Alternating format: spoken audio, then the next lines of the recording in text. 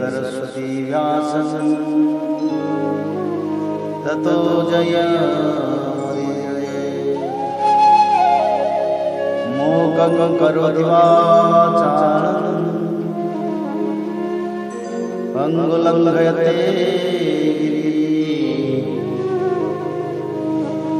यत्कृपातमहं वन्दे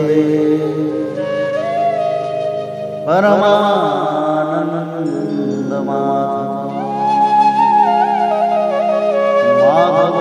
माधवो वाक्यं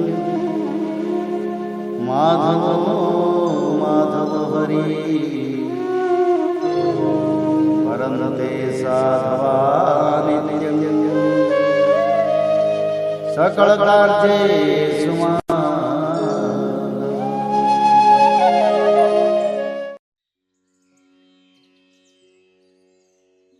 अथ द्विसप्ततितमो अध्याय। पांडवों के राजसूय यज्ञ का आयोजन और जरासंध का उद्धार। श्री सुखदेव जी कहते हैं, परीक्षित, एक दिन महाराज युधिष्ठिर बहुत से मुनियों, ब्राह्मणों, क्षत्रियों, वैश्यों, भीमसेन आदि भाइयों, आचार्यों, कुल के बड़े बूढ़ों, जाति बंधुओं, संबंधियों एवं कुटुंबियों के साथ राजसभा में बैठे हुए थे। उन्होंने सबके सामने ही भगवान श्री कृष्ण को संबोधित करके ये बात कही। धर्मराज युधिष्ठिर ने कहा, गोविंद, मैं सर्वश्रेष्ठ राजसूय यज्ञ के द्वारा आपका और आपके परम पावन विभूति स्वरूप देवताओं का यजन करना चाहता हूँ। प्रभु, आप कृपा करके मेरा ये संकल्प पूरा कीजिए। कमलनाभ, आपके चरण कमलों की पादुकाएं समस्त अमंगलों को नष्ट करने वाली हैं। जो लोग निरंतर उनकी सेवा करते हैं, ध्यान और स्तुति करते हैं, वास्तव में वह ही पवित्र आत्मा है। वह जन्म मृत्यु के चक्कर से छुटकारा पा जाते हैं और यदि वह सांसारिक विषयों की अभिलाषा करें तो उन्हें उनकी भी प्राप्ति हो जाती है। परंतु जो आपके चरण कमलों की शरण ग्रहण नहीं करते, उन्हें मुक्ति तो मिलती ही नहीं, सांसारिक भोग भी नहीं मिलते। देवताओं के भी आराध्य देव, मैं चाहता हूँ कि संसारी लोग आपके चरण कमलों की सेवा का प्रभाव देखें। प्रभु, कुरुवंशी और सृंजय वंशी नरपतियों में जो लोग आपका भजन करते हैं और जो नहीं करते, उनका अंतर आप जनता को दिखला दीजिए। प्रभु, आप सबके आत्मा, समदर्शी और स्वयं आत्मानंद के साक्षात्कार हैं, स्वयं ब्रह्म है। आप में ये मैं हूँ और ये दूसरा, ये अपना है और ये पराया, इस प्रकार का भेदभाव नहीं है। फिर भी जो आपकी सेवा करते हैं उन्हें उनकी भावना के अनुसार फल मिलता ही है, ठीक वैसे ही जैसे कल्प वृक्ष की सेवा करने वाले को उस फल में जो न्यूनाधिकता होती है वह तो न्यूनाधिक सेवा के अनुरूप ही होती है। इससे आप में विषमता या निर्दयता आदि दोष नहीं आते। भगवान श्री कृष्ण ने कहा, शत्रु विजय धर्मराज, आपका निश्चय बहुत ही उत्तम है। राजसूय यज्ञ करने से समस्त लोकों में आपकी मंगलमय कीर्ति का विस्तार होगा। राजन, आपका ये महायज्ञ ऋषियों, पितरों, देवताओं, सगे संबंधियों, हमें और कहाँ तक कहीं समस्त प्राणियों को अभीष्ट है। महाराज, पृथ्वी के समस्त नरपतियों को जीतकर सारी पृथ्वी को अपने वश में करके और यज्ञोचित संपूर्ण सामग्री एकत्रित करके फिर इस महायज्ञ का अनुष्ठान कीजिए। महाराज, आपके चारों भाई वायु, इंद्र आदि लोकपालों के अंश से पैदा हुए हैं। वह सब के सब बड़े वीर हैं। आप तो परम मनस्वी और संयमी हैं ही। आप लोगों ने अपने सद्गुणों से मुझे अपने वश में कर लिया है। जिन लोगों ने अपनी इंद्रियों और मन को वश में नहीं किया है, वह मुझे अपने वश में नहीं कर सकते। संसार में कोई बड़े से बड़ा देवता भी तेज, यश, लक्ष्मी, सौंदर्य और ऐश्वर्य आदि के द्वारा मेरे भक्त का तिरस्कार नहीं कर सकता। फिर कोई राजा उसका तिरस्कार कर दे, इसकी तो संभावना ही क्या है। श्री सुखदेव जी कहते हैं, परीक्षित, भगवान की बात सुनकर महाराज युधिष्ठिर का हृदय आनंद से भर गया। उनका मुख कमल प्रफुल्लित हो गया। अब उन्होंने अपने भाइयों को दिग्विजय करने का आदेश दिया। भगवान श्री कृष्ण ने पांडवों में अपनी शक्ति का संचार करके उनको अत्यंत प्रभावशाली बना दिया था। धर्मराज युधिष्ठिर ने संजय वंशी वीरों के साथ सहदेव को दक्षिण दिशा में दिग्विजय करने के लिए भेजा। नकुल को मत्स्य देशीय वीरों के साथ पश्चिम में, अर्जुन को कैकेयी देशीय वीरों के साथ उत्तर में और भीमसेन को मद्र देशीय वीरों के साथ पूर्व दिशा में दिग्विजय करने का आदेश दिया। परीक्षित, उन भीमसेन आदि वीरों ने अपने बल पौरुष से सब और के नरपतियों को जीत लिया और यज्ञ करने के लिए उद्यत महाराज युधिष्ठिर को बहुत सा धन लाकर दिया। जब महाराज युधिष्ठिर ने ये सुना कि अब तक जरासंध पर विजय नहीं प्राप्त की जा सकी, तब वह चिंता में पड़ गए। उस समय भगवान श्री कृष्ण ने उन्हें वही उपाय कह सुनाया जो उद्धव जी ने बतलाया था। परीक्षित, इसके बाद भीमसेन, अर्जुन और भगवान श्री कृष्ण ये तीनों ही ब्राह्मण का वेश धारण करके गिरिव्रज गए। वहीं जरासंध की राजधानी थी। राजा जरासंध ब्राह्मणों का भक्त और गृहस्थोचित धर्मों का पालन करने वाला था।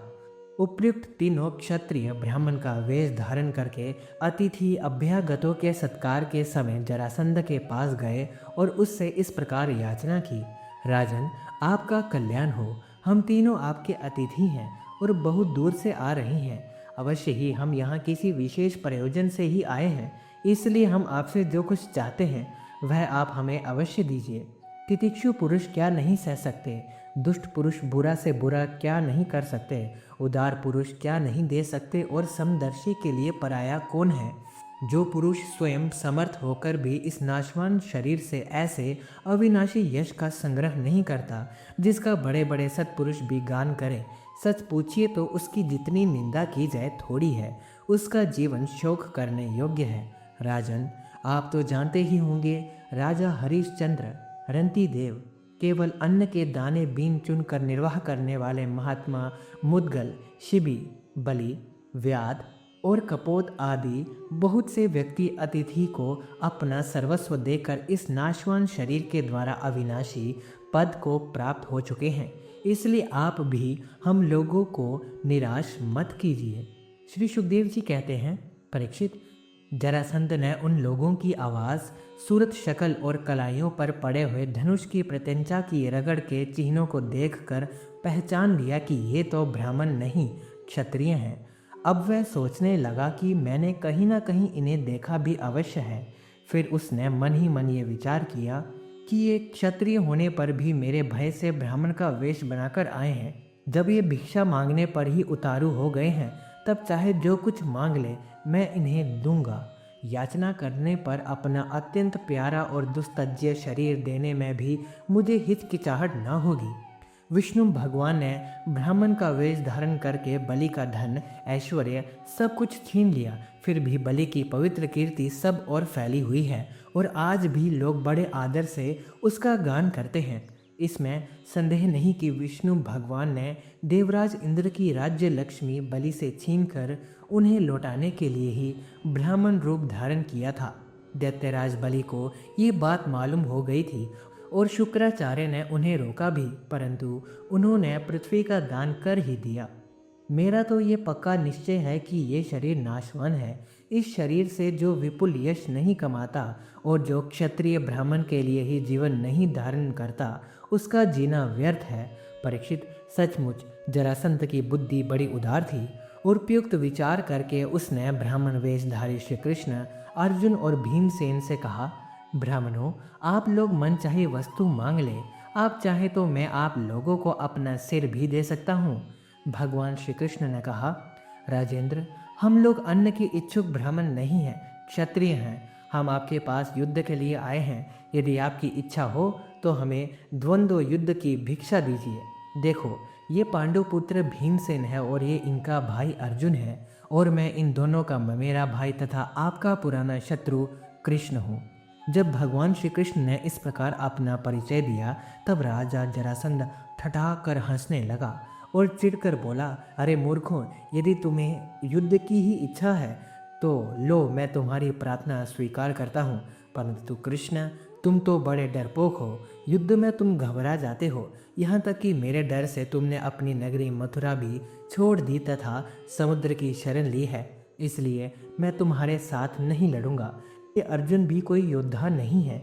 एक तो अवस्था में मुझसे छोटा, दूसरे कोई विशेष बलवान भी नहीं है। इसलिए ये भी मेरे जोड़ का वीर नहीं है, मैं इसके साथ भी नहीं लड़ूंगा।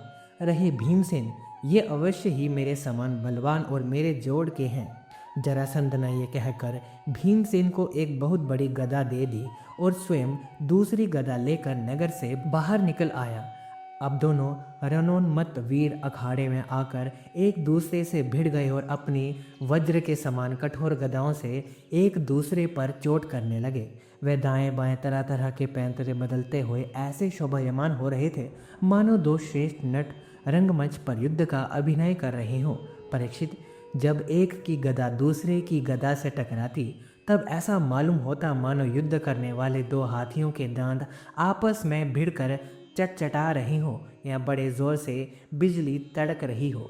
जब दो हाथी क्रोध में भरकर लड़ने लगते हैं और आग की डालियां तोड़ तोड़ कर एक दूसरे पर प्रहार करते हैं, उस समय एक दूसरे की चोट से वह डालियां चूर चूर हो जाती हैं। वैसे ही जब जरासंध और भीमसेन बड़े वेग से गदा चला चलाकर एक दूसरे के कंधों, कमरों, पैरों, हाथों, जांघों और हंसलियों पर चोट करने लगे, तब उनकी गदाएं उनके अंगों से टकरा टकरा कर चकनाचूर होने लगी। इस प्रकार जब गदाएं चूर चूर हो गईं, तब दोनों वीर क्रोध में भरकर अपने घूंसों से एक दूसरे को कुचल डालने की चेष्टा करने लगे। उनके घूंसे ऐसी चोट करते मानो लोहे का घिन गिर रहा हो। एक दूसरे पर खुलकर चोट करते हुए दो हाथियों की तरह उनके थप्पड़ों और घूंसों का कठोर शब्द बिजली की कड़कड़ाहट के समान जान पड़ता था। परीक्षित, जरासंध और भीमसेन दोनों की गदा युद्ध में कुशलता, बल और उत्साह समान थे। दोनों की शक्ति तनिक भी क्षीण नहीं हो रही थी। इस प्रकार लगातार प्रहार करते रहने पर भी दोनों में से किसी की जीत या हार ना हुई। दोनों वीर रात के समय मित्र के समान रहते और दिन में छूटकर एक दूसरे पर प्रहार करते और लड़ते। महाराज, इस प्रकार उनके लड़ते लड़ते 27 दिन बीत गए। प्रिय परीक्षित, 28वें दिन भीमसेन ने अपने ममेरे भाई श्री कृष्ण से कहा, श्री कृष्ण, मैं युद्ध में जरासंध को जीत नहीं सकता। भगवान श्री कृष्ण जरासंध के जन्म और मृत्यु का रहस्य जानते थे और ये भी जानते थे कि जरा राक्षसी ने जरासंध के शरीर के 2 टुकड़ों को जोड़कर इसे जीवन दान दिया है। इसलिए उन्होंने भीमसेन के शरीर में अपनी शक्ति का संचार किया और जरासंध के वध का उपाय सोचा। परीक्षित, भगवान का ज्ञान अबाध है। अब उन्होंने उसकी मृत्यु का उपाय जानकर एक वृक्ष की डाली को बीचों बीच से चीर दिया और इशारे से भीमसेन को दिखाया। वीर शिरोमणि एवं परम शक्तिशाली भीमसेन ने भगवान श्री कृष्ण का अभिप्राय समझ लिया और जरासंध के पैर पकड़कर उसे धरती पर दे मारा। फिर उसके एक पैर को अपने पैर के नीचे दबाया और दूसरे को अपने दोनों हाथों से पकड़ लिया। इसके बाद भीमसेन ने उसे गुदा की ओर से इस प्रकार चीर डाला जैसे गजराज वृक्ष की डाली चीर डाले। लोगों ने देखा कि जरासंध के शरीर के 2 टुकड़े हो गए हैं और इस प्रकार उनके एक एक पैर, जांघ, अंडकोश, कमर, पीठ, स्तन, कंधा, भुजा, नेत्र, भौं और कान अलग अलग हो गए हैं। मगधराज जरासंध की मृत्यु हो जाने पर वहाँ की प्रजा बड़े जोर से हाय हाय पुकारने लगी। भगवान श्री कृष्ण और अर्जुन ने भीमसेन का आलिंगन करके उनका सत्कार किया। सर्वशक्तिमान भगवान श्री कृष्ण के स्वरूप और विचारों को कोई समझ नहीं सकता। वास्तव में वह ही समस्त प्राणियों के जीवन दाता है। उन्होंने जरासंध के राज सिंहासन पर उसके पुत्र सहदेव का अभिषेक कर दिया और जरासंध ने जिन राजाओं को कैदी बना रखा था उन्हें कारागार से मुक्त कर दिया। इति श्रीमद्भागवते महापुराणे पारमहंस्यां संहितायां 10म स्कन्धे उत्तरार्धे जरासन्धवधो नाम 2सप्ततितमो अध्यायः।